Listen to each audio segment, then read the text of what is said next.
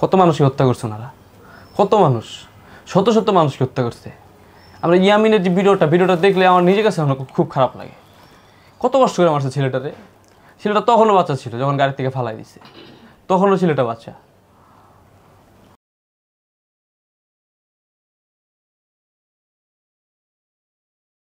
ও আর কি বাপের নাম বলতে পারে না, নিজের নাম ওই যে কইলো জাহাঙ্গীর, পোস্ট আসে না, বলি যে তো কথা বলতে পারে না আর কি, যা বলে আমি বুঝি, প্রতিবন্ধী তো কথা বলতে পারে না। বেতে ভাই মাইয়া দেখে ওই দাঁতটা সেই না দাঁতটা সেই না সবার সেই দাঁতটা ওই দাঁতটা পড়ছে ওইগুলি লাগার পর পড়ছে, পরে একজন লোক দেখছে, দেখার পরে আলার নিয়ে গেছে হাসপাতালে কান্দে করে।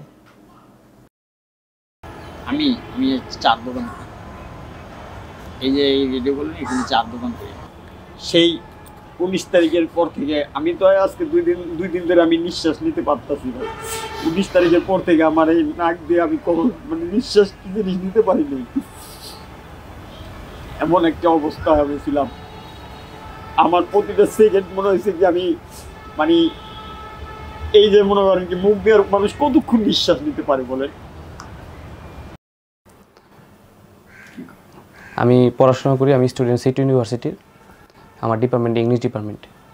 আমরা সামনে ছিলাম, ফার্স্টে আমার ফ্রেন্ডের গুলি লাগে, আমার ফ্রেন্ডের নাম হয়েছে আলামী।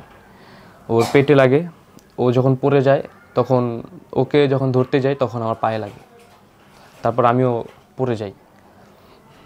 যেরকম হ্যারেস্ট হয়েছি, একটা সময় হসপিটালে বেডে মনে হইতেছিল যে গুলিটা পায়ে না লাগে বুকে লাগলে ভালো হইতো, মরে গেলে সবচেয়ে বেশি ভালো হইতো, এত পরিমাণ হ্যারেস্ট হইতেছিলাম। আমার আমাকে বানাইছে দেশদ্রোহী, আমার বাবাকে বানাইছে জঙ্গি। আমার একটা শেষ কথায়, আমার চোখ গেছে সমস্যা নাই, আমার মনের ভিতরে একটু পরিমাণে আফসোস নাই, কিন্তু দেশ স্বাধীন হয়েছে।